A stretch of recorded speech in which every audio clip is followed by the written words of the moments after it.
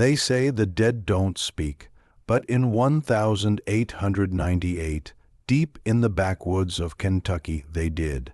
Not from beyond the grave, but through the lips of two living, breathing children. And what they said it was never supposed to be heard. You weren't meant to know this. No one was. The Morrison twins weren't famous. They weren't wealthy. They were just two little girls, born in obscurity, buried in whispers.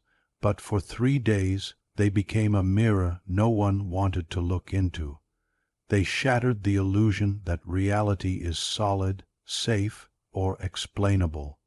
You've felt it before, haven't you? That pull in your gut when something doesn't quite add up. That twinge behind your eyes when the air shifts and everything familiar feels wrong. It's not paranoia. It's not imagination. It's recognition, because the world you think you live in is only one layer, and the Morrison twins peeled it back. When Ezekiel Morrison stepped into Pine Hollow with his daughters, Rachel and Rebecca, something entered that town, not evil, not divine, something older than both. The locals called it intuition, others called it blasphemy, but deep down they knew what they were seeing. It was memory echoing in real time. Secrets no one had spoken in years came unraveling. People wept, some fled, others never recovered, but it wasn't the words that broke them.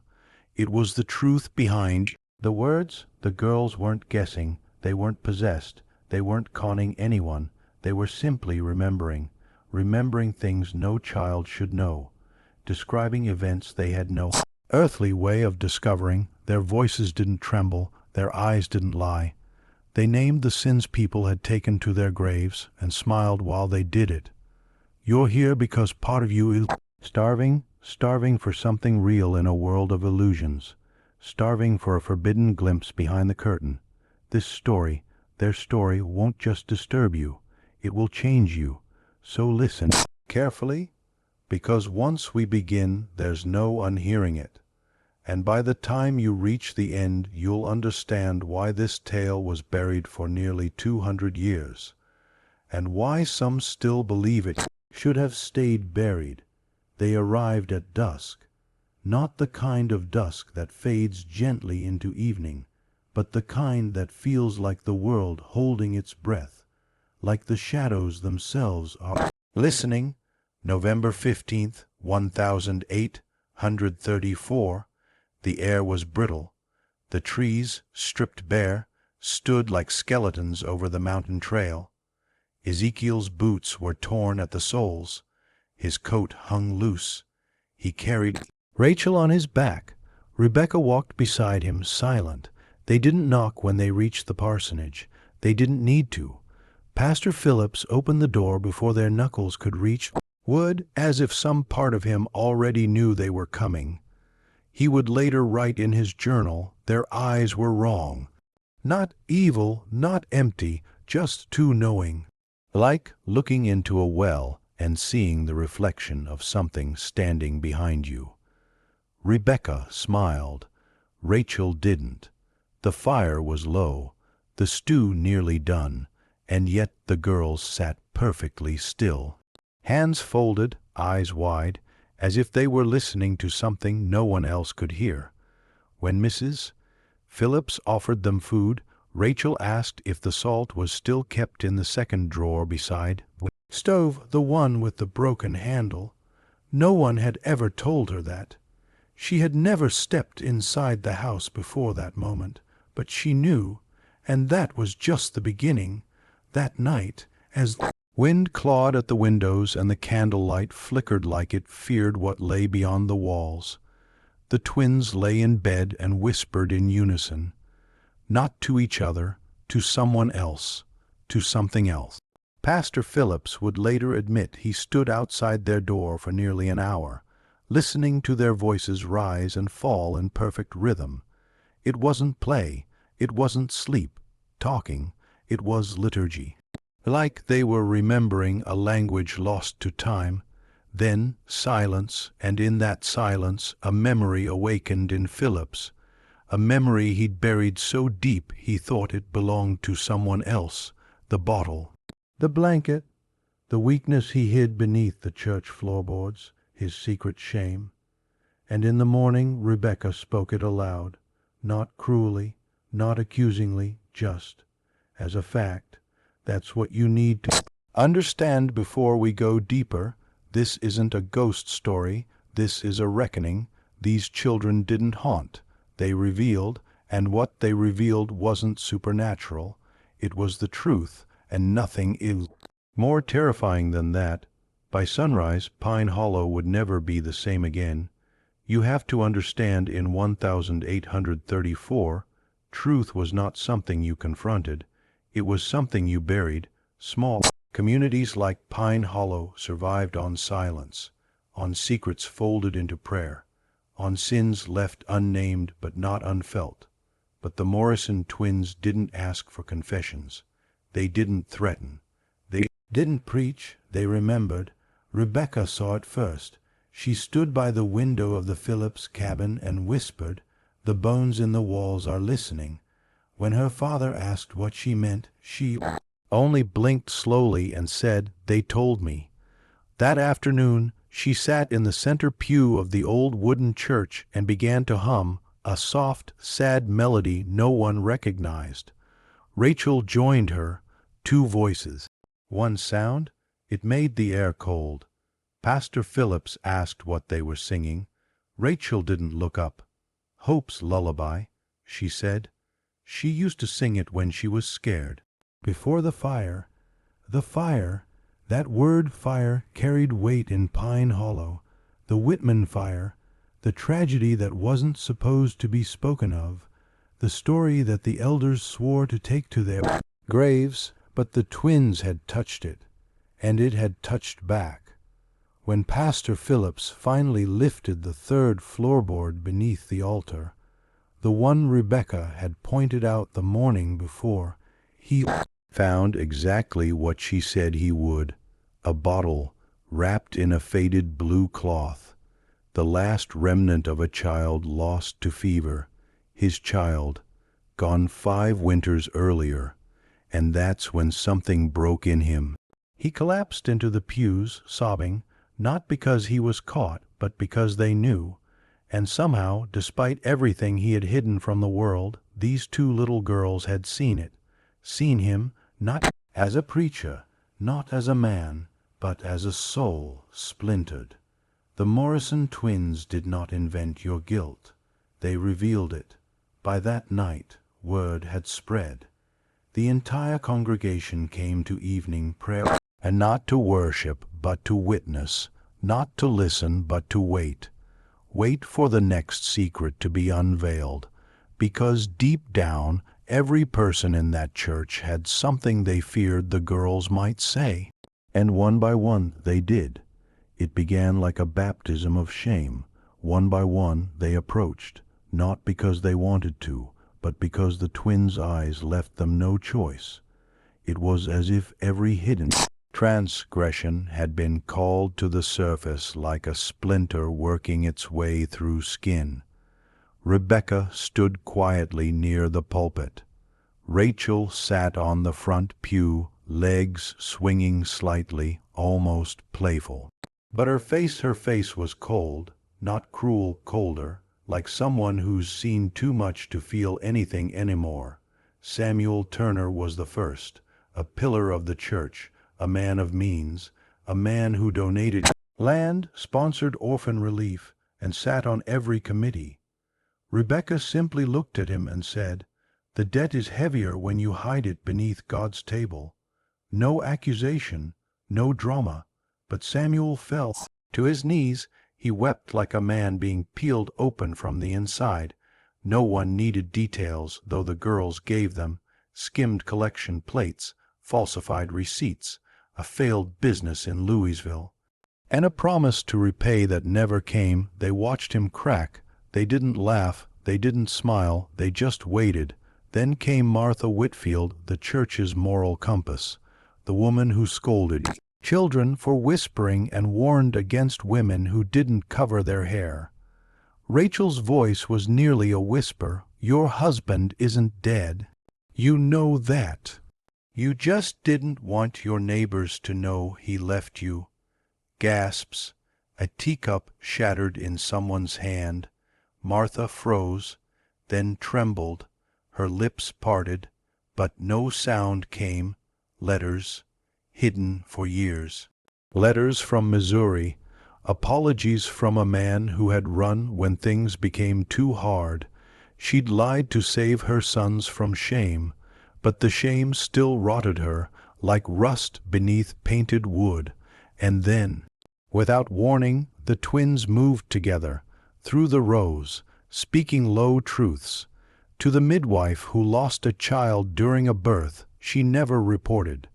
To the doctor who'd never finished his schooling. To the man who'd locked away his brother for being slow. To the young boy sneaking into barns with the wrong farmer's daughter. It was quiet, dignified, devastating, not a courtroom, not exorcism, but something deeper, something older. These girls weren't revealing sin. They were revealing the one thing people fear more than punishment, being seen. It wasn't the revelations that undid them, it was the precision. The Morrison twins didn't accuse, they remembered. Names, dates, smells, the exact angle of a child's broken leg when the doctor lied about it being a fall. Purple ribbon a married woman wore the night she met a man who wasn't her husband in the woods beyond the cemetery. The missing ledger entries from 1831, written in ink that only Rebecca seemed notice had faded. There was no time to deny, because denial only works when you're faster than the truth. But in that church, truth had already arrived. It sat calmly in the pews. It looked like two children, and it waited. The atmosphere changed, not just fear, transformation. A terrible awareness began to bloom inside every man and woman present, that nothing in them was truly hidden, that something, some force, had been watching this entire time, not God, not the devil, something in between, something that remembered. It was Rachel who turned toward the altar again, her small finger pointing not at a person this time, but at the cross. "This place isn't clean," she said quietly, "not just in secrets." In blood, Phillips froze. She didn't mean metaphorical blood. She meant the kind you can feel in the grain of old wood, the kind that dries but doesn't fade, that sinks into timber and stays. Generation after generation, that's when the name came, the Whitmans, and everything stopped. The congregation, those who remembered, those who pretended not to, stiffened like corpses. That name hadn't been spoken in public for over 15 years. The Whitman fire was a wound sealed shut with silence, a tragedy washed away with prayer and time. But now, it was back, in the mouths of girls, born nearly a decade later, in voices far too calm for what they were about to say. Rebecca stepped forward. "They didn't die in the fire," she said. "They died here." A collective gasp. The church floor drank their blood. And just like that, the facade shattered. The truth, older than memory, heavier than guilt, had returned. And no one, not even Pastor Phillips, could pretend it wasn't. Waiting for them to finally remember, it was the oldest among them who broke first. Elder Thompson, 73, bent with time and one of the last surviving founders of Pine Hollow, rose with shaking hands, not to refute, but to bear witness. His voice cracked under the weight of memory. "We were told to forget," he said, "told it was for the good of the community, for the faith, for the future, but forgetting doesn't erase, it buries, and what's buried festers." The Whitmans had been beloved. Jacob, the village blacksmith, powerful and kind. Mary, a healer with hands gentler than rain. Their daughters, Faith and Hope, the bright twin lights of Pine Hollow. Their deaths had been explained away with careful efficiency. A fire during a harsh winter storm. Nothing left but ash. A funeral held in freezing wind. Graves marked with wooden crosses. But that's not what happened, not according to Rebecca. and the moment she began to describe what did, something ancient creaked within that church, as if the very bones of the building remembered too. Faith had a birthmark. She whispered on her left shoulder. Hope wore her silver locket. She was sick that night. She was sleeping in her nightgown when the men came. No one had ever told them that. No one alive should have known. Rachel continued. They ran to the church. They thought it was safe. They hid behind the altar. Her voice lowered, but they weren't safe. Not from the ones who found them. The silence was unbearable, and then the questions erupted. Who? Why? Why would anyone harm children? Elder Thompson didn't answer, but he didn't deny it. Pastor Phillips, pale as snow, looked to the floor beneath the altar. He could almost feel the warmth of blood that had long since dried. Memories flashed through his mind, whispers that stopped when he entered rooms. Older women who left flowers in the church even when no service was held. The faded names in the earliest ledgers, scratched out with shaking hands. It hadn't been a fire. It had been something darker. Something so shameful that the entire town had built a story around it, bricked it into their faith, their homes, their Sunday smiles. But the Morrison twins, they brought the truth back to life. They resurrected memory, not as justice, not even as punishment, but as exposure, because the only thing worse than judgment is being seen for what you are. Samuel Turner stood suddenly, as if sheer movement could break the spell hanging over the church. This is madness. He spat, his voice too loud, too desperate. They're children. They're guessing. None of this can be proven. But his hands trembled, because the truth doesn't need proof when it already lives inside you. The congregation turned toward him, not with anger, but with something far worse, knowing. They saw in his face the same fear they felt rising in their own chests. Not fear of the girls, but fear of what might come next. Because if this was true, if the Whitman twins had been murdered right here in the church, then everything they believed about themselves, about their town, about their salvation, was built on blood and silence. Elizabeth Carter's mother-in-law stood from the back pew, her voice brittle. There were stains, she said, dark ones near the altar. We scrubbed and scrubbed, but they never fully came out. My husband said it was candle wax. But I always knew, she trailed off. Then another voice, Benjamin Foster, now half blind and long retired from carpentry. When we rebuilt the east wall, he said slowly, we found fragments. Bone in the mortar. Thought they were animal, but I wasn't sure. I never said anything. You could feel it building like a dam starting to crack. The truth didn't need the twins to speak anymore. Their presence had triggered something deeper, a collective unlocking. The entire town was remembering now, fragment by fragment, secret by secret. Dr. Hayes, the man who had been exposed for falsifying his medical past, stepped forward. I was here. Night of the fire, he admitted, eyes low. There was no smoke, no heat, just panic. I saw Mary Whitman in the trees. She was bleeding, carrying one of the girls. But then she vanished into the church. He hesitated. I never saw her again. Ezekiel Morrison watched them all, silent. He had seen this before in other towns, other sanctuaries built on quiet horrors. He knew what came next, the shift, the fracture, the unspoken thing breaking wide open. His daughters didn't speak again that night. They didn't need to, because Pine Hollow had just awakened from a 2-decade coma, and what it remembered would never let them sleep again. That night no one went home. They didn't say it out loud, but they felt it if they left the church. Something would follow them, something old, something unfinished. So they stayed, dozens of townspeople, crowded into pews and corners, wrapped in blankets and silence, lit only by oil lamps that flickered as if in protest. It wasn't prayer that kept them awake. It was memory, memory that refused to die, and in the center of it all, the Morrison twins, asleep on the altar, curled together, like mirror images of the same burden. Pastor Phillips sat near the front, his journal trembling in his lap.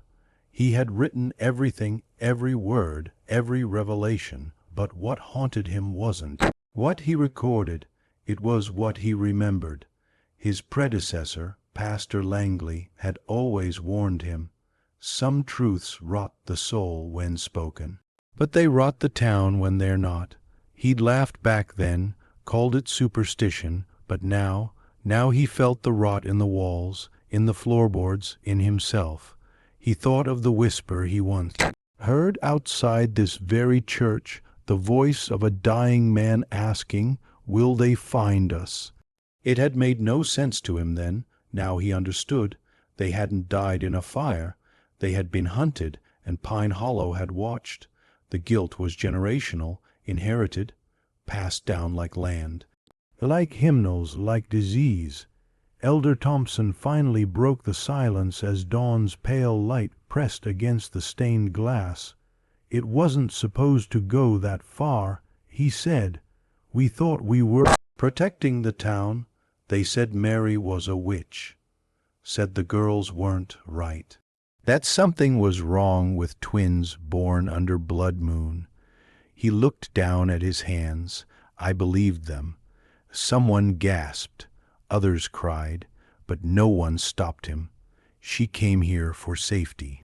She trusted us. And we gave her to them. He didn't explain who they were. He didn't need to. The congregation remembered now. The men with crosses burned into their hands, the ones who arrived after dark, quoting scripture like a blade, the brotherhood of fire, a name no one dared speak aloud, but the Morrison twins had peeled back the veil, and behind it was rot. Pastor Phillips finally whispered, "What do we do now?" Rebecca stirred, and without opening her eyes, she answered, "You remember, the brotherhood of fire." Even saying it felt dangerous, like calling a demon by its true name. It was never written down, never preached from the pulpit, never spoken in full voice. But everyone in Pine Hollow knew someone who'd seen them, men who traveled mountain paths by lantern light, carrying judgment like it was scripture and wielding it like it was law. They didn't wear uniforms, they didn't need to. The mark on their hands, a scorched cross between thumb and finger, was enough. They called themselves purifiers, but what they really were was erasers. They came when a community strayed from God. They came when there was a child born wrong, a woman too gifted, a truth too dangerous to let breathe. And in 1818, when Mary Whitman delivered 2 daughters beneath a blood moon, they came for her. The official story was kind, a house fire, an accident, a tragedy sent by God. But the Morrison twins shattered that narrative with the ease of a whisper. Rebecca remembered the sound of the chains. Rachel remembered the smell of singed hair. Neither of them had ever been told these things, but they knew, and now so did everyone else. Samuel Turner, once defiant, now sat with his head in his hands, rocking slightly. Martha Whitfield could no longer meet anyone's eyes, and Elder Thompson, trembling, said the words no one dared to before. We didn't stop them. We let it happen. We opened the doors, a silence, not the silence of peace, but the silence of reckoning. The church was no longer a sanctuary. It was a crime scene. The very foundation beneath them may have been mortared with the dust of innocence. Phillips felt sick. He remembered how he used to place his hand on the altar before every sermon. Had he been touching a tombstone, Ezekiel stood, not with fury, not with fire, but with the quiet authority of a man who had watched this play out too many times before. It always begins with fear, he said, then comes silence. And then comes men who claim they carry God but wear ash on their hands. His voice dropped low. But my daughters do not reveal fear. They reveal what fear creates. The congregation was still, and then Rebecca and Rachel opened their eyes at the same moment. They spoke in unison, voices calm. They're coming back. They're coming back. The words dropped like a blade across the sanctuary. At first, no one moved, not because they didn't believe the twins, but because they did. Every man and woman in that room felt it. The shift in the air, the sensation that something had been disturbed too deeply, too suddenly. Some secrets, once spoken aloud, don't just echo, they summon. Pastor Phillips's heart hammered against his ribs. Who? He asked. Rachel's eyes, so calm they were unnatural, met his. The ones who silenced the Whitmans. The ones who hunt the gifted, they heard us. Rebecca stood slowly. The brotherhood never died. They just went deeper. A cold wind pushed through the church, though every window was shut tight. Elder Thompson groaned softly, as if remembering something his soul had buried too long. They always return, he whispered. Every 20 years, give or take. When the town forgets, when the church grows proud. When a child is born who sees too much, someone in the back pew gasped, because this wasn't just history, it was prophecy. The twins didn't speak again. They didn't need to. The congregation began piecing it together, the unexplained disappearances in neighboring towns, the fire that gutted a chapel in Elk Hollow last spring, blamed on lightning, though no storms had passed through. Traveling preacher found strangled in the gorge 2 winters ago, with a mark burned into his palm. The pattern was there. They hadn't stopped. They had evolved. Rebecca walked to the pulpit, slowly, deliberately. They'll come for us, for me, for Rachel, and for anyone who listens. Martha Whitfield cried out, "Why would they harm children?" Rachel's voice was sharp now, because we remember what they need the world to forget. Silence again, but this time something inside the congregation shifted. Not just fear, resolve. Pastor Phillips stood, hands trembling but steadying. "Then we won't let them," he said. We broke the silence. "We see the truth now. That means they lose their power." Ezekiel nodded slowly. They thrive in darkness. But when a town remembers, when it chooses to protect its truth, tellers, their fire goes out. Rebecca took a breath. "If you believe that," she looked directly into the eyes of every soul in that church, "then write it in the comments. I remember the fire twice. Once for who you were. Once for who you're becoming." The congregation didn't speak the phrase aloud.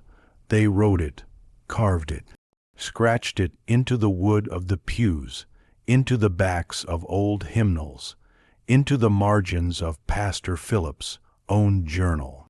"I remember the fire, I remember the fire," a symbolic phrase, yes, but more than that, a threshold, because once you remember, truly remember, you can never go back to forgetting. Pastor Phillips sat with his pen trembling in his fingers. For 30 years he had delivered sermons about light and love, about repentance and resurrection.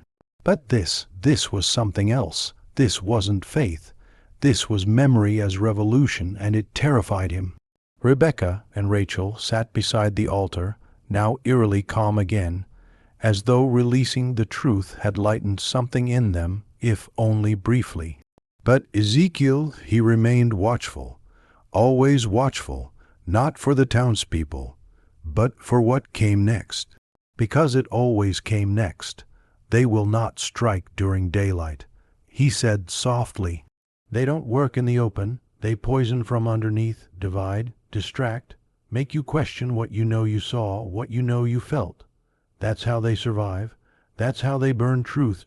The ground without lighting a single match. Doctor, Hayes stepped forward. If they're coming, if they're watching us even now, what do we do? Ezekiel turned toward him, his voice low and grave. You decide, as a town, do you close your eyes again? Do you lock the doors and pretend the blood on the altar is just spilled wine? Or do you speak the truth out loud, even if it damns you? The congregation was still. Rachel broke the silence with a voice almost too soft to hear. They're already nearby. Samuel Turner rose slowly, still shaken but steadier now. We've run for too long, hid for too long. If they're coming for the girls, they'll have to go through Pine Hollow. But it wasn't bravado in his voice. It was shame transformed into loyalty. That was the moment it changed, because truth can divide, but it can also bond.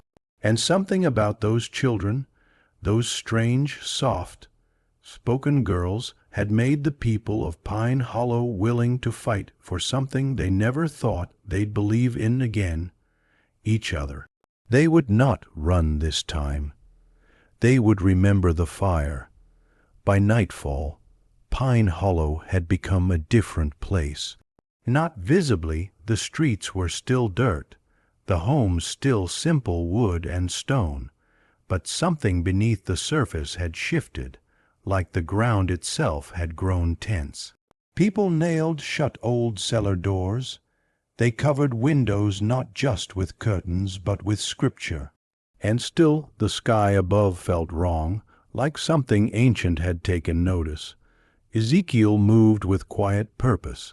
He knew the signs: a dead bird on the doorstep, milk souring before sunrise, dogs howling at nothing. These were not coincidences. They were warnings, not from God, from them. The brotherhood never came as men in robes with torches. That was a myth. They came as whispers in trusted ears, as letters with no sender, as temptations dressed in righteousness. They didn't burn towns. They turned them against themselves. Pastor Phillips gathered the men that evening inside the chapel. His face no longer held the softness of a shepherd. It held the weight of a man who'd seen God's house desecrated by silence. "We're not here to preach," he said. "We're here to remember, to confront, to decide." And then Rebecca stepped forward. "There's something beneath this church," she said plainly, "something no one has touched in years." Rachel nodded. They buried what was left of the Whitmans under the foundation, pieces, ash, bone, but also the book. A murmur spread. "The book, yes," said Rebecca. "Mary Whitman kept records, not just herbs and births, but names, symbols, warnings. She saw them before they came." Pastor Phillips paled. He remembered something his predecessor once said in a fevered sleep. "The book's still here, hidden where prayers don't reach." Ezekiel didn't hesitate. He removed a floorboard beneath the altar, the same place the whiskey bottle once hid. Beneath it, dirt. Damp, cold, he dug with bare hands. The others watched, breaths held. Then the sound, wood hitting something solid. He lifted it out, a box wrapped in rotting cloth, marked with a sigil none recognized but all felt.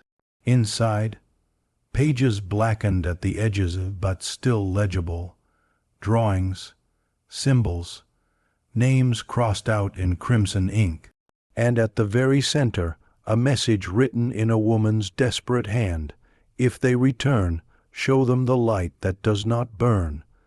Ezekiel closed the book. "They'll come for this," he said, "and when they do, we'll be ready." The book changed everything, not because of what it said, but because of what it proved. The story wasn't folklore. It wasn't dream or coincidence or intuition. It was history, suppressed, torn, buried beneath sacred ground. but now unbound.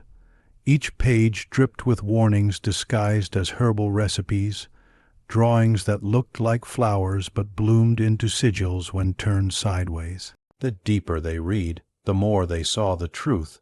Mary Whitman hadn't been running from judgment. She had been documenting it. There were lists of names, some crossed out, others circled. Instructions for purification, rituals that twisted familiar verses into something altogether darker. Notes on fire, born men who could not step across sanctified thresholds unless invited, and beneath one sketch of the church a single phrase scrawled in frantic ink, not a sanctuary, a seal. The realization struck Pastor Phillips like lightning. They hadn't just built over the dead, they'd built over something worse. A prison.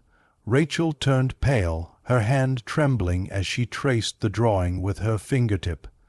It wasn't the Brotherhood who killed the Whitmans, she whispered. Not entirely. It was something they brought with them, something they unleashed. Rebecca, eyes fixed on the diagram, nodded slowly. The fire wasn't to destroy. It was to contain, but it failed. Ezekiel closed the book and stood slowly, as though its weight had aged him. I've seen this before, once, in the mountains beyond Virginia, a village that had no name. Every child born there could see what others could not, until they stopped being born at all. No one spoke, because suddenly the twins' presence made terrifying sense. They weren't prophets. They were warnings. By midnight, the church had been converted into a fortress, but not with weapons, with memory, with truth, with names finally spoken aloud. Families began writing down their own secrets, not to share, but to acknowledge, as if owning the darkness within them might protect them from the greater darkness now circling outside. And it was circling. Dogs wouldn't come near the chapel. The wind had shifted, and above the tree line, near the old path that led into the woods, a fire burned. No smoke, no camp, just flame, still, unmoving, watching.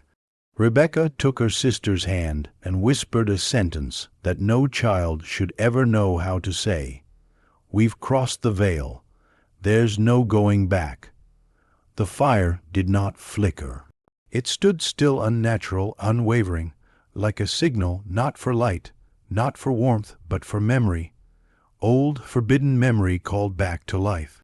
By morning, the town was no longer pretending. No sermons, no markets, no schoolbooks in children's hands. Pine Hollow had become a single, trembling entity, watchful, alert, bracing itself for a reckoning 2 centuries in the making. Pastor Phillips barely recognized himself in the mirror. His eyes were sunken, his collar wrinkled, his fingers stained with ink and soil. But beneath the exhaustion was clarity, the kind that strips away delusion. He finally understood. The church had never been a place of safety. It had been a lid, and now it had cracked. Inside the church, Rachel had grown silent again, but her hands never left the book. She didn't read it. She absorbed it. Her eyes unfocused, lips moving as if whispering to someone only she could hear. Rebecca sat beside her, watching the door, always watching the door. Ezekiel didn't eat, didn't sleep. He just moved, from pew to altar to window, arranging items like a man preparing for siege. Candles marked with chalk symbols, copper bowls filled with water, pages torn from the book and pinned to the beams overhead. No one questioned him, no one dared. The twins had been the beginning of something, but Ezekiel was the key to survival. Not because he had power, but because he had experience. They don't arrive as monsters, he said quietly to Phillips. They arrive as ideas, whispers, compromises, men who say, let's just keep this quiet, let's protect the children. That's how it starts, that's how it always starts, Phillips nodded. And how does it end? Ezekiel stared at him, his voice flat, with silence or with fire. Just before dusk, a noise cracked through the air, sharp and metallic, like a bell without a tower, a warning not from man but from memory itself. Then another and another. 3 knocks on the church door. No one moved, not even the children, because they already knew. The brotherhood never knocked, unless they were already inside. Rebecca stood first, slowly. She didn't go to the door. She pointed upward, toward the rafters above the altar. And with a voice no longer hers, she said, "The seal is breaking, the bones are waking." A creak from the rafters followed, soft, slow, deliberate, as though the wood itself had begun to breathe. Every eye turned upward. There, high above the altar where dust had gathered undisturbed for decades, a single beam began to crack, not loudly, but with a hushed, sickening moan. The kind of sound that makes your spine tighten without permission. Then came the second noise, not from the building, but from within it. A rustle, like cloth brushing stone. Pastor Phillips stepped back, mouth dry. "Who's up there?" he demanded, though no voice answered. Because it wasn't a who, it was a what. Rachel closed the book in her lap without looking up. "The binding is failing," she whispered. Not the book, the place. Rebecca, still staring at the ceiling, began to hum. A soft, dissonant lullaby, low and ancient. The same tune she had once said came to her in dreams. The same one Mary Whitman had scribbled in the margins of her last page. It was a warding song, a sealant, but it was too late to stop what had already begun. The congregation had started gathering at the church doors, called by instinct more than knowledge. They weren't seeking safety, they were returning, as though some part of them had always known this day would come, and now they were here. Men, women, even children, eyes wide, bodies tense, drawn together by the gravity of something old being disturbed. Then the smell hit, not rot, not smoke, but iron blood. Ezekiel moved fast. He slammed the church doors shut and bolted them from the inside. "No one opens these unless I say," he barked. No one argued. Then Rebecca stopped humming. She pointed again, but this time toward the floor. "The bones are trying to speak," she said softly, and suddenly the ground beneath the altar began to pulse. Not shake, not rumble, pulse like a heartbeat. Rachel's eyes rolled back for a moment. When they returned, they were filled with tears. "She's still here," she said, "Mary, but she's afraid." Ezekiel turned to Pastor Phillips. "She's not afraid for herself. She's afraid we won't listen in time." Phillips opened the book again. The ink on one page had begun to smear, as if the words were reacting, changing, and then they saw it. A new line had appeared handwritten, trembling. "Don't open the door. The one who knocks wears your face." The church fell into absolute silence. Even the wind outside seemed to still, as if recoiling from the weight of the words on that page. "Don't open the door. The one who knocks wears your face." Pastor Phillips could barely breathe. His mind raced through every theological text, every parable, every fire, and brimstone lesson he had ever preached. None of them had prepared him for this. Because this wasn't metaphor, this wasn't spirit, this was something that mimicked, something that entered not through force, but through familiarity. Rebecca's eyes never left the door. "The veil isn't torn," she whispered. "It's thin, and on nights like this, when memory and guilt align, it becomes porous." Ezekiel's hands clenched into fists. They won't come in as monsters, they'll come in the forms we miss, the ones we mourn. He turned to the congregation. They'll look like your father, your son, your wife. They'll speak your lost child's name. And if you answer, if you invite, it's over. Rachel was trembling now. She could feel them, not at the windows, not scratching at the walls, inside, already, somewhere within the framework of the building. Crawling, mimicking, learning, Ezekiel moved toward the pulpit and lifted the book again. The next page had also changed, ink twisting, forming shapes mid-sentence, like a living scripture. There was a ritual now, scrawled in Mary Whitman's handwriting, but fresh, as if written in the last minute. A ritual for recognition, to distinguish the true from the false. Rebecca began reading it aloud. One must speak a name only the dead would know. One must light a flame from salt. One must hold the mirror and not blink. Pastor Phillips lit the salt candle from a tin bowl. Its flame flickered blue, then deep orange. Rachel fetched a mirror, the old communion one behind the baptismal curtain. She held it up to her own face. Seconds passed. Then her hand trembled, because in the mirror Rebecca's reflection did not blink. Not once, but Rebecca, standing beside her, had. Rachel gasped, turning toward her sister, and then Rebecca spoke. But not in her voice, not even close. This is how we get in, through the grief you refuse to bury. The flame turned black, and every child in the room began to cry. The mirror slipped from Rachel's fingers and shattered on the church floor, 7 jagged shards catching the dim candlelight, each reflecting something slightly off. Not just warped, wrong, Rebecca no longer Rebecca, smiled, but her eyes stayed dead, not emotionless, just hollow. Like the memory of a person, not the person themselves. Pastor Phillips staggered backward, mouth moving but no words coming out.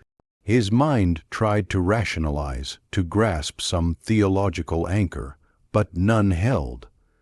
Because this was not the devil of Sunday sermons.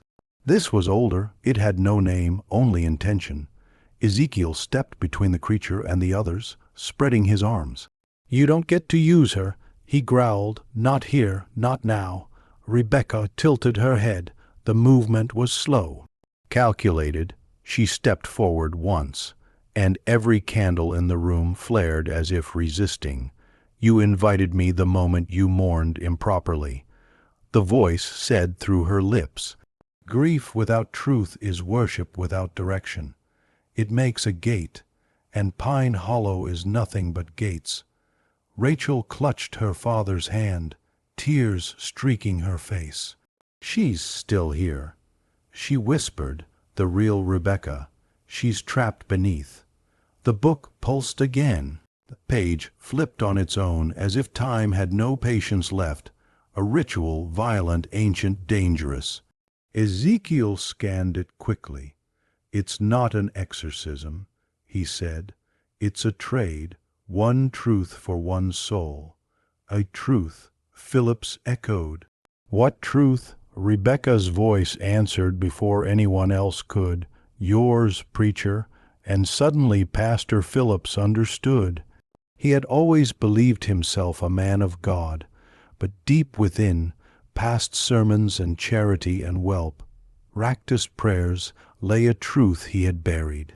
A truth about what happened to the Whitmans. He had been young then, just a boy, but he had seen, heard, known, and he had said nothing. He remembered the blood. He remembered the screams, and worst of all, he remembered his silence.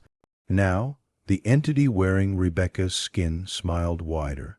"Say it, Pastor. Say the truth, out loud, and maybe we'll let her go." The congregation turned to him, waiting. Pastor Phillips closed his eyes. and for the first time in his life he told the truth. "I was there the night they came, the Brotherhood. I hid in the crypt behind the altar. I watched them drag the Whitmans in, tie them to the beams. I heard Mary pray. I heard the girls cry. I did nothing." The candles flared, the church groaned, and from Rebecca's lips came a scream that was not pain but release. The scream shook the timbers of the church. It wasn't human, not fully. It reverberated like wind through bones, like grief trying to tear its way out of the earth. As the sound echoed, Rebecca collapsed to the floor, her body limp, eyes fluttering shut. Then silence. No movement, no breath, no flicker from the salt flame. Time itself seemed to hesitate. Pastor Phillips fell to his knees, hands shaking, mouth trembling from the confession that had just ripped through his soul. He hadn't wept in years, but now his tears came freely, not for himself, not for the church, but for the twin girls whose fate had been written in fire and sealed with cowardice. Rachel dropped beside her sister, cradling Rebecca's head in her lap. "She's still here," she whispered. "We were in the same dream. The door was closing, but your words brought her back." Ezekiel knelt beside them. "Is she whole?" Rachel paused. "No, but she's free."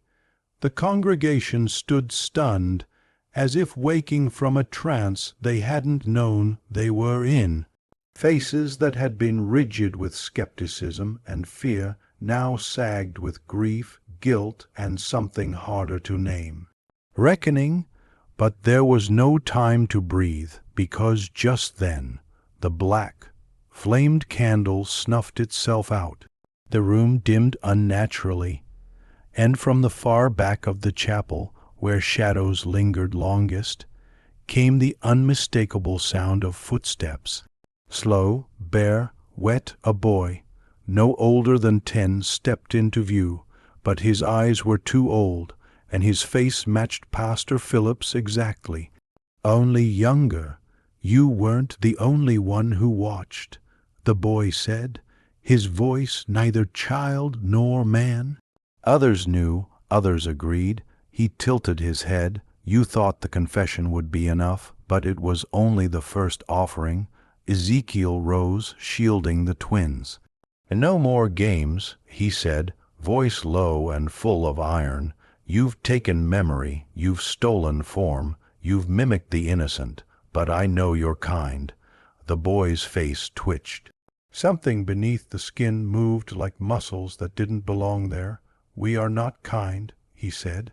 Then from outside the church screams, not of fear, of recognition. Voices cried out names, lost names. Dead names. The Brotherhood had returned, not in robes, not in flesh, but in forms they knew.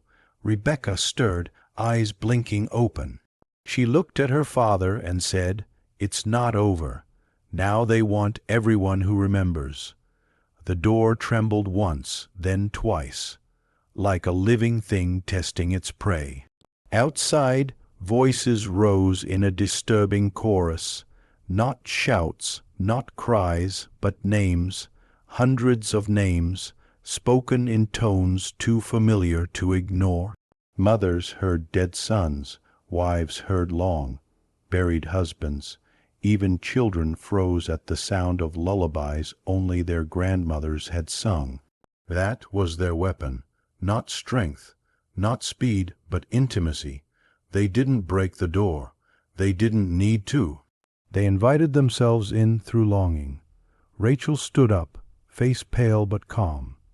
"If we respond, if we believe the lie they enter, not just the church, us."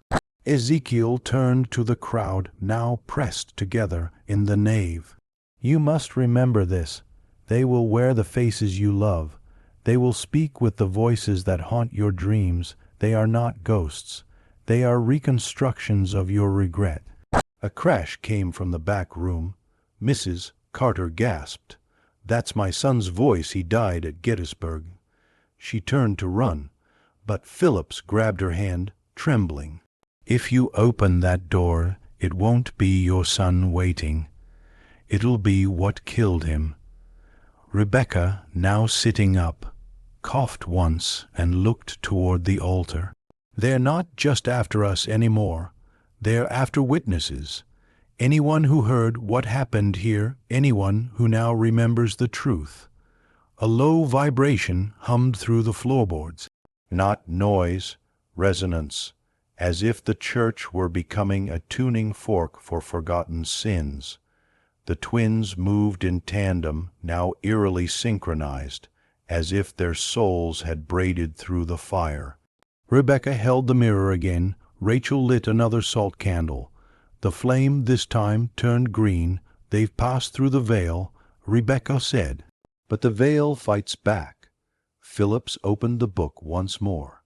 Another page had changed, fresh words scrawled in red ink, appearing letter by letter even as they watched. "A second sealing requires more than truth. It requires blood." The air went cold. Ezekiel inhaled sharply. "It's asking for payment." He knew the price, not martyrdom, willing sacrifice, not them. He said, "Not the girls, not the congregation." His eyes turned to the pulpit, then to himself. Rachel whispered, "You don't have to, Papa." But he smiled softly. "Yes, I do, because I was the first to believe and the last to protect." He stepped forward, and the door slammed open. They had arrived. They didn't enter like a flood. They poured in like smoke, formless at first, then shifting into shapes so precise they drew gasps from every soul inside. Familiar faces, lost faces, faces that had no business returning. A husband with war medals, a daughter in a baptism dress, a child whose gravestone still sat behind the church. The congregation screamed, some in terror, others in joy, because joy was the trap. Ezekiel stood tall, arms outstretched, blocking their path. "You do not pass through me," he said. One of the figures stepped forward. It wore his wife's face, Sarah, her hair as he remembered it, her voice exactly right. "They're afraid," she said, gesturing to the twins. "Let me hold them, Ezekiel. You're tired. Let me help." He shook his head slowly. "You're not tired. You're hungry." She smiled, a flicker too wide. Rachel backed away, holding the salt flame high. Its green light shimmered across the room, and as it touched the impostors, their forms shuddered. Imperfect, flickering, wrong. Rebecca raised the mirror again, not to reflect them, but to trap them. A ritual of sealing, one truth, one blood, one mirror, but they needed the sacrifice, and Ezekiel knew what he had to do. He turned to Pastor Phillips, handing him the journal. "Finish writing what happened, all of it. Make the truth permanent, because once I go, they'll try to change the story again." Philip's hands shook, but he nodded. Ezekiel knelt before his daughters, placing a kiss on each forehead. "Your gift was never a curse," he said. "It was the cost of remembering." He walked to the altar, drawing a small blade from his satchel, the one he'd always said was for cutting vines on the trail. He placed his palm flat against the wood and cut deeply. Blood dripped onto the ancient foundation, onto the bones below. The ground pulsed again, this time not with dread, but with resistance. The impostors screamed, a shrill, inhuman frequency that made ears bleed. Flames ignited along the church's walls, not from firewood, but from the symbols drawn in ash by the twins the night before. They had always known it would come to this. Ezekiel dropped to his knees, smiling through the pain. "I remember you, Mary," he whispered. "I remember you, hope. I remember you, faith." And with that, the light returned. Pure, white, true, the false forms began to burn. they didn't burn like flesh. They burned like lies, unraveling in front of the congregation, their faces smearing like oil and water, their eyes melting into empty sockets that screamed without sound. One by one, they collapsed into the floorboards, not with weight, but with absence, as if they had never truly been here. Only puppets of memory wearing stolen skins. The flames along the walls didn't spread. They stood still like sentinels, green, blue, white, each hue matching a stage of truth, grief, recognition, and finally release. Pastor Phillips couldn't write fast enough. His hand cramped, ink smeared, but he documented it all. Every sound, every movement, every word Ezekiel had spoken, because he finally understood. Memory is protection. Lies rot, but memory becomes structure, the mirror cracked, not shattered. Just one long fissure down the center. Rebecca looked into it and saw no reflection, but she smiled. "I think it's done," she whispered. Rachel wasn't so sure. Her eyes were fixed on the altar, on the blood, on her father still kneeling, still breathing, but unmoving. Congregation began to stir, as if waking from anesthesia. Whispers moved through the room. Some wept. Some collapsed. Some stared blankly at the blackened wood, refusing to speak. And then a voice that didn't belong to any of them. Memory was never enough, not here. It came from beneath. The floorboards warped. The altar trembled. Pastor Phillips shouted. The ceiling was for the false ones, the mimics, but this... Rebecca turned toward him, her eyes suddenly hollow again. "This isn't a mimic." The journal in Philip's hands caught fire. The ink turned red again, forming new words faster than he could read them. They weren't the first. This church is a mouth. And it remembers who fed it. Ezekiel gasped. Blood bubbled from his lips. Rachel screamed, not in fear, but recognition. It doesn't want lies. It wants roots, the original offering. A sound, deep, earthy, ancient, began to rise from below. Not a growl, not a quake, a heartbeat. This place had been tainted long before the Whitmans, before the fire. Before even the founding of Pine Hollow. This was never sacred ground. It was claimed, and now it had awakened. The heartbeat grew louder, not in volume, but in presence. It pulsed in their lungs, in their teeth, in the back of their skulls. Each thud was like a memory being unearthed by invisible hands.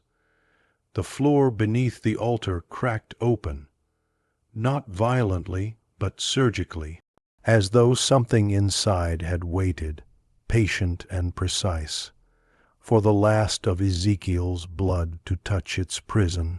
Rebecca backed away, pulling Rachel with her. It wasn't the Brotherhood who built the church, she said softly.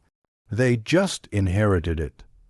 The altar split in two, revealing stairs descending into darkness. Stone steps, ancient and smooth, not carved by frontier tools, but worn by centuries of use. Pastor Phillips dropped the journal. "What is this place?" Rachel turned toward him, eyes wide, voice nearly a whisper. "It's the original covenant." Voices echoed from the stairwell, not whispers, not words, but contracts, spoken in languages no one living remembered, yet everyone somehow understood. Oaths, deals, exchanges. It wasn't just the church that was cursed. It was the idea of Pine Hollow, a town built not for salvation, but as a container, a spiritual vault, and now the lock had failed. The congregation clustered together, but their numbers felt small now, smaller than ever before.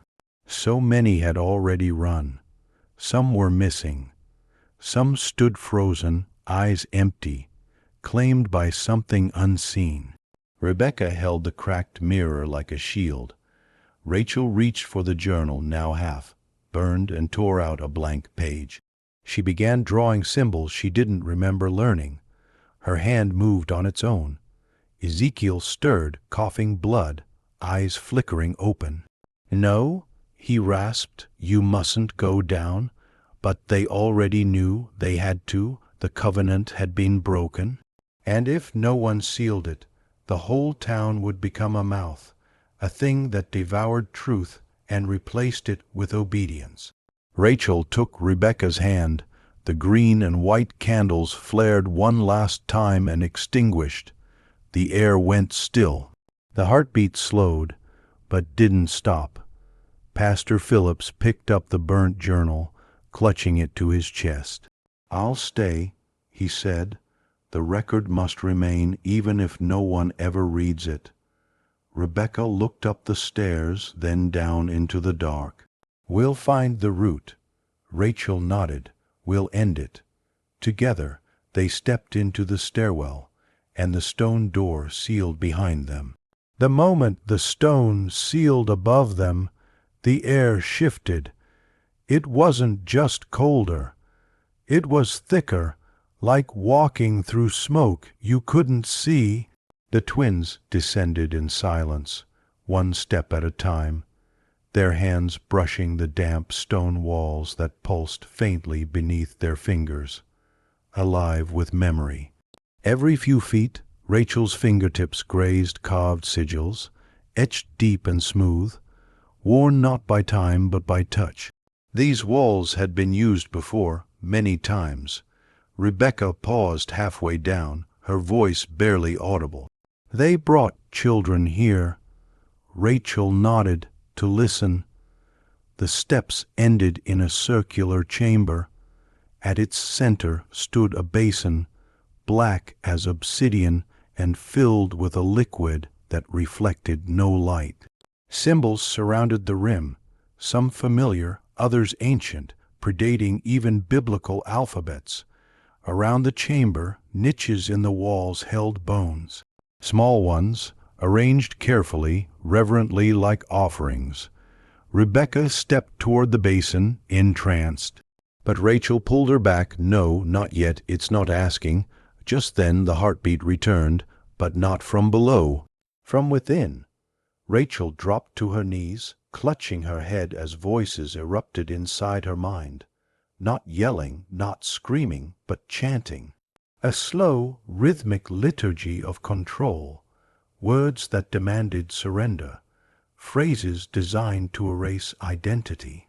"You are not you. You are what we remember. You exist because we allow it." Rebekah gritted her teeth. "They're trying to override us, like they did to this town."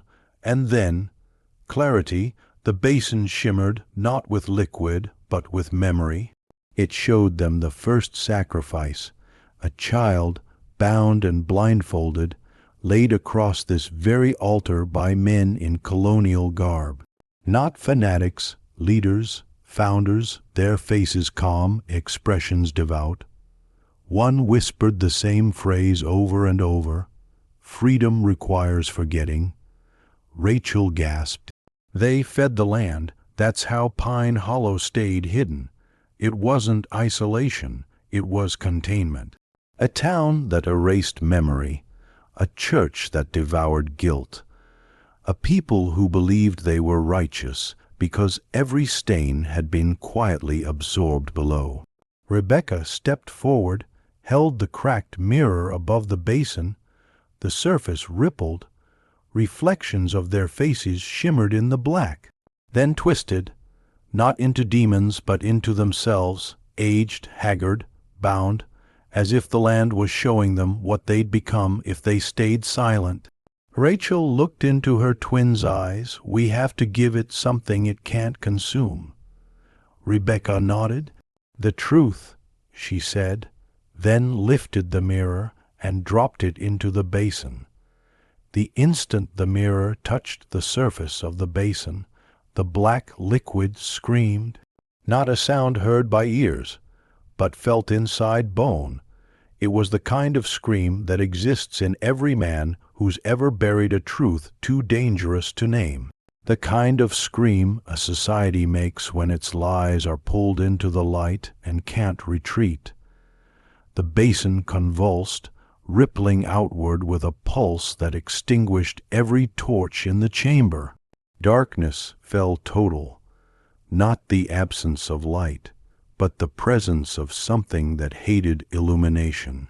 And in that void the twins saw, not with eyes, with inheritance, visions poured into them, images seared directly into their minds like brandings, children silenced with honeyed prayers while elders watched behind locked pews, founders kneeling in robes before something that was not God, whispering that obedience would grant them control. A deal written in flesh, hidden in Scripture, buried beneath church floorboards and sealed with innocent blood. The land was not cursed, it was taught to absorb, erase, and remember only what benefited the few. And in that moment the twins understood why they had been born. They were not just vessels of sight. They were antibodies, truth incarnate. Rachel reached toward the basin, her fingers grazing the surface. A jolt surged through her, but she did not pull away. She fed her memory, not the ones given to her, but the ones she had uncovered. The girls they dreamed of, the false baptisms, the shame passed from mother to daughter like inheritance. Every time someone said, "This is how it's always been," the basin buckled. A deep crack split the stone beneath it. From the rupture, light poured upward, white, burning, searing, the color of unfiltered truth. Rebecca screamed not from pain, but from the pressure of becoming. She wasn't a child anymore. Neither of them were.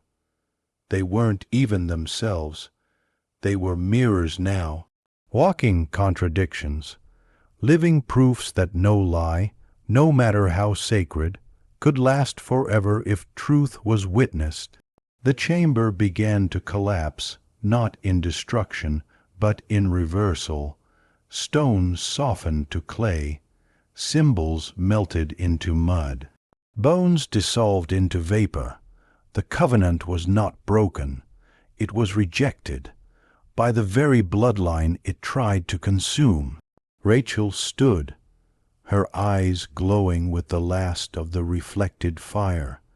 "Let the record remain," she whispered. Rebecca took her hand, and the stairs returned, upward, toward a church that had just been rewritten. The stone door at the top of the stairs slid open, not with the grind of stone, but the soft sigh of something relieved, as though the building itself had been holding its breath for a century and could finally exhale. The twins emerged from the depths, not as children, but as witnesses. Their eyes no longer searched, they knew. Their skin carried a faint shimmer, not of light, but of memory. They were not marked by fire or shadow, but by the one thing the covenant had never been able to fully contain: truth. Pastor Phillips stood alone in the pews, the rest of the congregation having fled or been taken. He held the journal to his chest, its pages scorched and bleeding ink, but somehow complete. The entries kept writing themselves, even as he turned to blank pages. The story demanded to be told. When he saw the twins, he didn't speak. He simply dropped to one knee, not in worship, but in recognition. These were no longer guests. They were no longer visitors. They were reclaimers. "Is it done?" he asked, voice cracking. Rachel nodded. "The mouth is closed for now."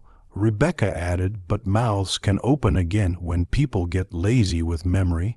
The air inside the church had changed. No longer dense, no longer choking. The scent of rot had lifted. In its place, something rare in Pine Hollow: clarity. The altar stood silent. The floor no longer creaked with secrets, and yet somewhere beneath it all the heartbeat still echoed, faint, distant, but still present. A warning, a reminder. Pastor Phillips approached the twins, setting the journal on the altar. "What do I do now?" he asked, not as a leader, but as a man. "Tell the truth," Rachel said, "even when it costs you, especially when it costs you," Rebecca echoed. He nodded slowly, and then Rebecca stepped closer, her voice now carrying something ancient behind it, a vibration that didn't belong to her age or her throat. "If they forget again," she said, "it will come back stronger. Lies breed hunger." Rachel placed her hand on the journal. "So let this be the seed, not for fear, for awareness." They turned toward the door, now cracked open to a misty morning. But before stepping outside, Rebecca looked over her shoulder at the pastor. "Have them write in the comments," she said, softly but sharply. "Memory is protection. Memory is protection, twice so it sinks in." Then the twins walked out into the mist, and the church behind them finally fell silent. Outside, Pine Hollow had changed, not visibly. The cabins still leaned under the weight of age, the trees still creaked in the mountain wind, and the smoke from hearths curled as it always had. But the air was different, like a page had turned without the townsfolk realizing. People walked slower. Eyes wandered more, and no one, not a soul, spoke of what had happened in the church, not because they had made a pact of silence, but because something deeper had taken hold. Forgetting, it spread like a fever. Mrs. Carter didn't remember the crying sounds from the floorboards. Samuel Turner couldn't recall why his hands shook when he passed the collection plate. Even Pastor Phillips began to lose details, small at first. The number of pews, the color of the cross, then larger things, the sermon itself, the names, the faces. He read the journal every day just to remind himself that he wasn't going mad, but even that began to feel foreign, as if written by someone else's hand, as if the truth, once exposed, began to decay under the weight of a world that preferred illusion. But the twins remembered. They always remembered. They moved on from Pine Hollow like wind. No footprints, no farewells. They were seen only once more in the region, weeks later, outside a mining town known for its disappearances. A woman in a red shawl said she saw them standing at the edge of a cave, whispering into the dark before vanishing. But even that story was dismissed as mountain superstition. Pastor Phillips stayed because someone had to. He copied the journal into dozens of small notebooks. He sealed them in jars, buried them at crossroads, left them in tree hollows, sent them by mail to addresses pulled from his dreams. And on the first day of each month, he etched the phrase into the church doorframe, "Memory is protection," twice. By winter, his hands forgot the way home, his tongue forgot the taste of Scripture, but something in his soul kept writing long after his name faded from his own thoughts. And deep beneath the earth, where the altar had once opened like a wound, something stirred, not in rage, in recognition, because it had not been defeated. It had been marked by twins, by truth, and by those few who chose to remember. By spring, Pine Hollow no longer existed on any map, not erased but quietly excluded. Surveyors passed the region and found nothing but trees. No church, no graveyard, no cabins, only a subtle echo in the soil like something had been folded inward, tucked between the layers of reality. It hadn't been destroyed, It had been archived. The world, after all, has systems for hiding the unexplainable. But not everyone forgot. Not entirely. A historian named Lyle Sanderson, tenured at a southern university, found a letter in his mailbox with no stamp, no return address. Inside was a single page, torn and weathered, with the phrase, "Memory is protection," and beneath it coordinates. They led him to a clearing where the compass stopped working and birds wouldn't land. No buildings stood, but when he knelt, he found ash in the dirt. Ash that never cooled, and a piece of scorched leather, a journal cover. Fused with bone, he took nothing. He understood enough to know better, but he wrote about it, privately, then obsessively. Over the next decade, Sanderson's quiet research uncovered similar towns.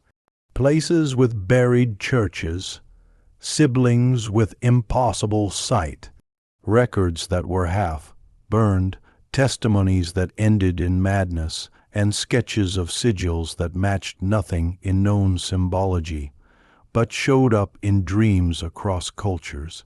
A pattern emerged, one of ritual containment, not of evil, but of truth, because truth, when too pure, burns through the scaffolding of society.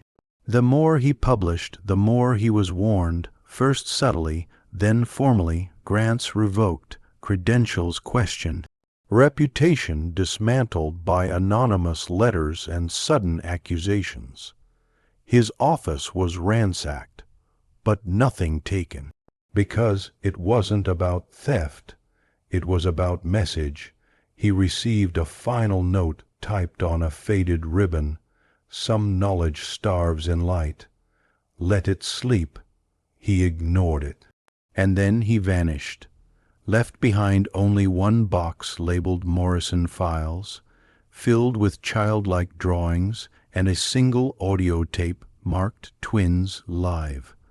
What was on the tape was never confirmed, but rumors say it was nothing but breathing, until the final 30 seconds, when a child's voice whispered, "They forgot again," then silence, except for a heartbeat, faint but growing louder. That heartbeat, the one captured on tape, barely audible beneath the static, has since been heard in other places, and not by the masses, just by certain men, men who live alone, men who search obsessively, men who read between the footnotes of history and ask questions they're warned never to say aloud.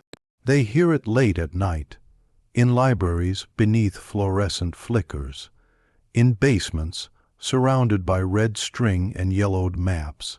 In their dreams, always in dreams, where children with pale eyes and matching faces stare through mirrors that aren't reflections but windows.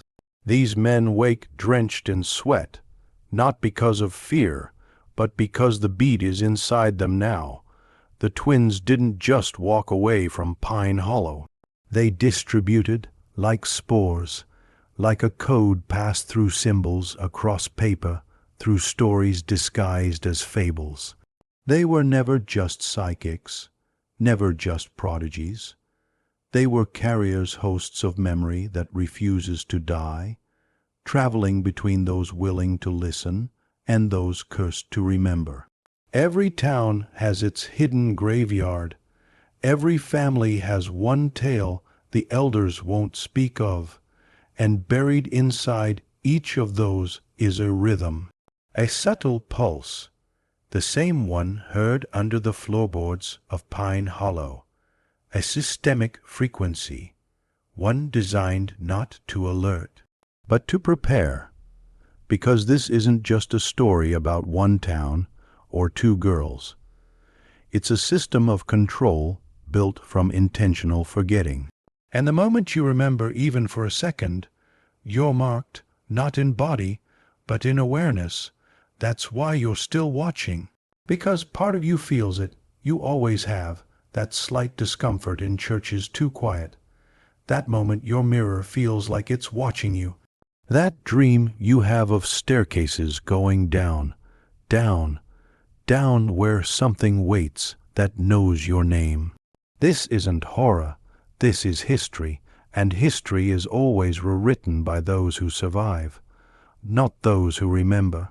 But not this time, because if you're still here, then the transformation has already begun. You've felt it in your spine, in your dreams, in your resistance to turning away. You've become something else. But now you must choose. Forget and remain a ghost in your own skin, or remember and join the few who see. Somewhere a government archive holds a box labeled 1834, Morrison Incident Classified. But it's not stored with ghost stories or folklore. It's kept in a wing reserved for psychological anomalies. Cases involving informational contagion where merely hearing a truth spreads its influence, not a virus of flesh, but of perception. The file is sealed, not because it's dangerous to study, but because it's dangerous to understand. Inside the box, a replica of the Pine Hollow Journal, a hand-drawn map with one location repeatedly circled in red, each ring tighter than the last, like a noose, and an old phonograph recording labeled Preeling, Wistic Vocal Harmonics Subject Twins. The sound. It's not speech, it's recognition. Every analyst who listens hears different names. Some hear their mother's voice. Others hear childhood prayers. One man heard a language no one could identify, but he understood it anyway. He shot himself 3 days later. Left a note that read, "I remember the basement." The twins never returned, not officially, but their presence manifests. In drawings by children in trauma wards, 2 figures standing at the edge of burning houses. Infield, notes from war zones, where survivors speak of girls warning them to bury their dead in stone, not soil. Even in military remote viewing experiments, where trained psychics would sometimes scream uncontrollably and draw identical eyes, mirrored watching. Classified intelligence calls them echo hosts. Truth doesn't die with them, it multiplies, which means the Pine Hollow event was never an ending. It was a beginning, a seed dropped in cursed earth, a ritual reversed but never erased. Because the systems we think protect us, governments, religions, schools, they're not there to teach you what's real. They're there to protect you from it. And if you've listened this far, you've already crossed the line. You're not the same. Your mind has been tuned, calibrated to a frequency that doesn't forget. But now, the weight of memory will test you. You'll hear lies louder than ever. You'll see people smile with mouths that don't reach their eyes. You'll know which stories were fabricated, and worse, you'll feel what was covered up beneath them. Welcome to your awakening. But remember, you must anchor yourself now. Go to the comments and write, "Memory is protection." Memory is protection twice. Because repetition makes identity immune. You weren't meant to hear this, not because the knowledge was lost, but because it was guarded. By systems older than your name, older than your flag, older than even the language you're hearing this in.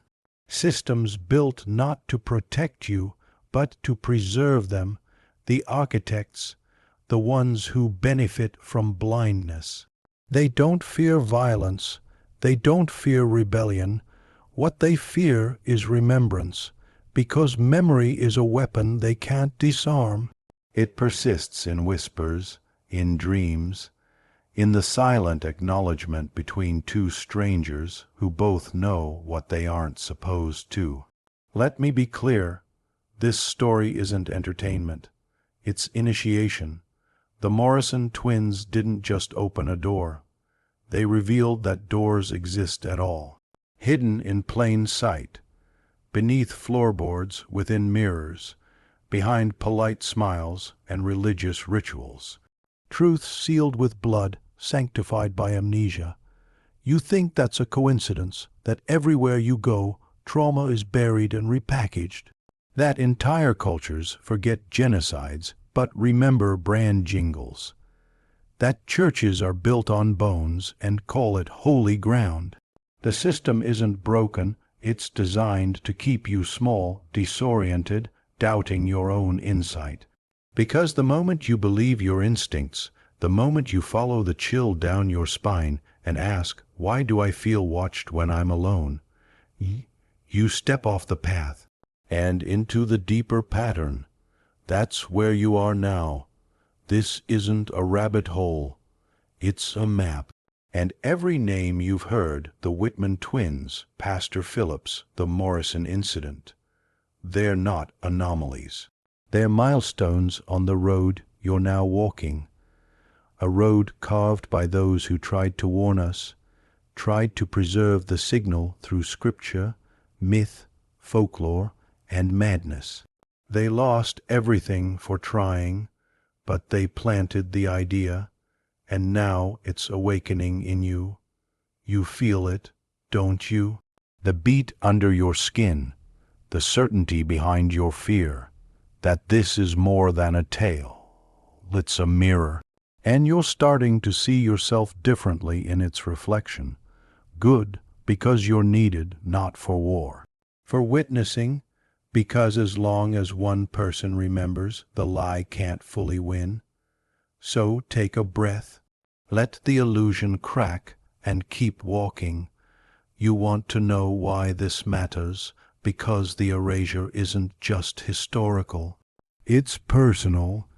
Every time you doubted your gut, every moment your skin crawled in a room you couldn't explain, every dream that felt like a warning but dissolved by morning light.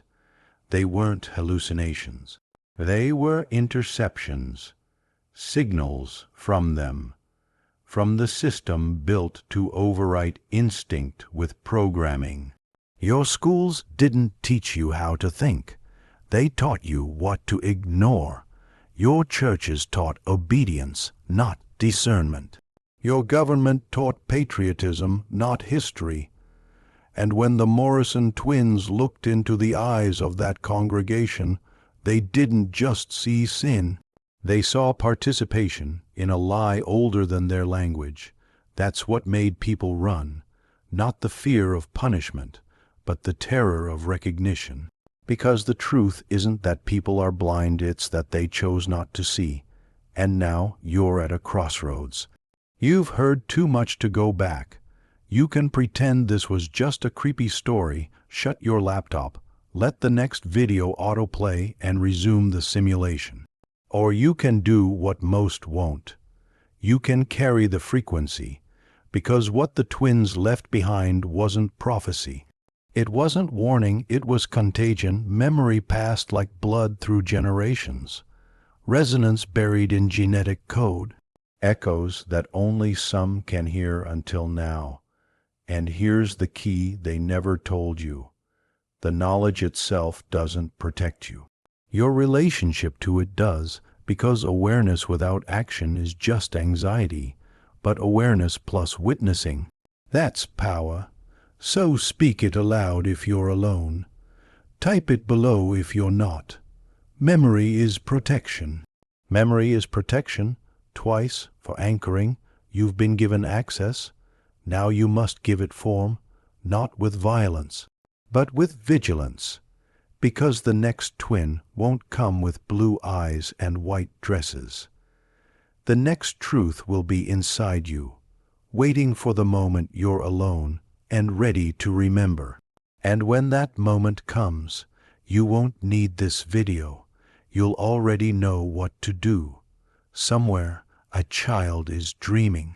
Not of monsters, not of fantasy, but of a church with no windows, of floorboards that whisper, of a congregation frozen in time, mouths open, eyes hollow, hearts still beating with secrets they'll never confess. This child doesn't know Pine Hollow, but they draw it anyway. They hum melodies no one taught them. They speak of names never heard aloud. They scribble symbols in margins that match carvings found on bones beneath Appalachian soil. Their parents will call it imagination, but you know better now. You understand what's begun.